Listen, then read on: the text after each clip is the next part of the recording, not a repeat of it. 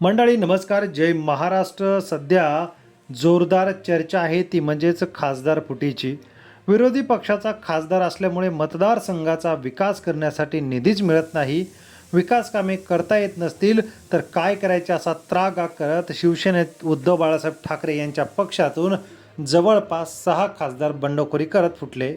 एकनाथ शिंदे यांच्या पक्षात जाऊन मिळाले. तर दुसरीकडे याच खासदारांचा खरा चेहरा आता हळूहळू समोर येऊ लागलेला आहे. खरं कारण बाजूला, मात्र पक्ष सोडताना अनेक खोटी कारणं देणारे खासदार आता चांगलेच तोंडघशी पडलेले आहेत. मंडळी, महाराष्ट्राच्या राजकारणामधून हा जो राजकीय भूकंप झालेला आहे त्या अनुषंगाने हा व्हिडिओ.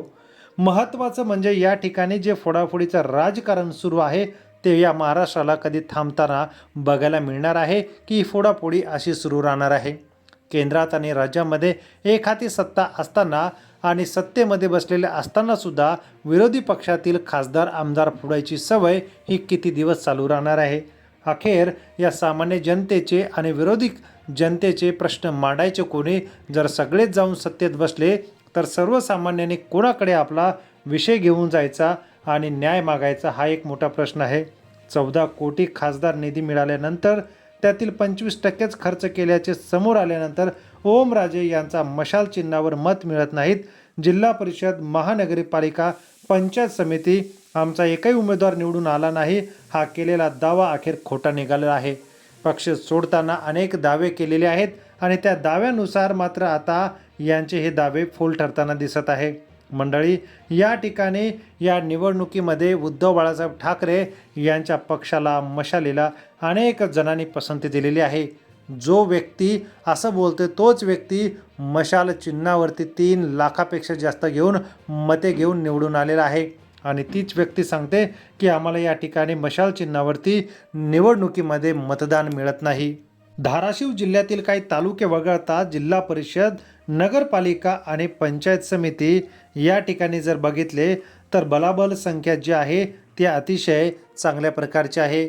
सत्तेत नसताना या ठिकाणी तसं भारतीय जनता पक्ष असेल, शिवसेना, एकनाथ शिंदे, त्याचबरोबर ती राष्ट्रवादी काँग्रेस पक्ष, या सगळ्यांचं बलाबली जर गणित बघितलं तर या ठिकाणी 19 जागांसह भाजप जरी मोठा पक्ष ठरला असला तरी शिंदेच्या सेनेचे 15 सदस्य सत्ता असताना आणि उद्धव ठाकरे यांची सत्ता नसताना सुद्धा 7 सदस्य जिल्हा परिषदमध्ये आहेत.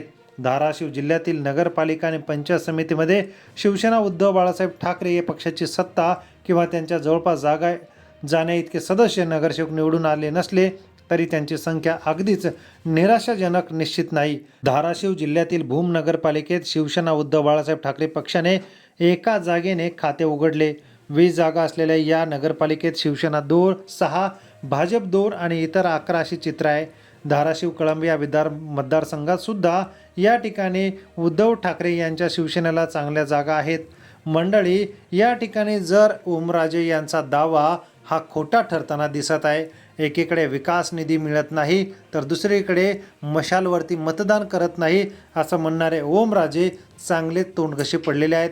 संपूर्ण राज्यामध्ये ओमराजे निंबाळकर यांच्यावरती जो विश्वास ठेवला होता तो विश्वासघात झालेला आहे आणि याच ओमराजे निंबाळकर यांना मशाल चिन्हावरती जे 3 लाखापेक्षा जास्त मतदारांनी केलेलं आहे त्यांचा हा अपमान आहे का? कमेंट करा व चॅनलला सबस्क्राईब करा.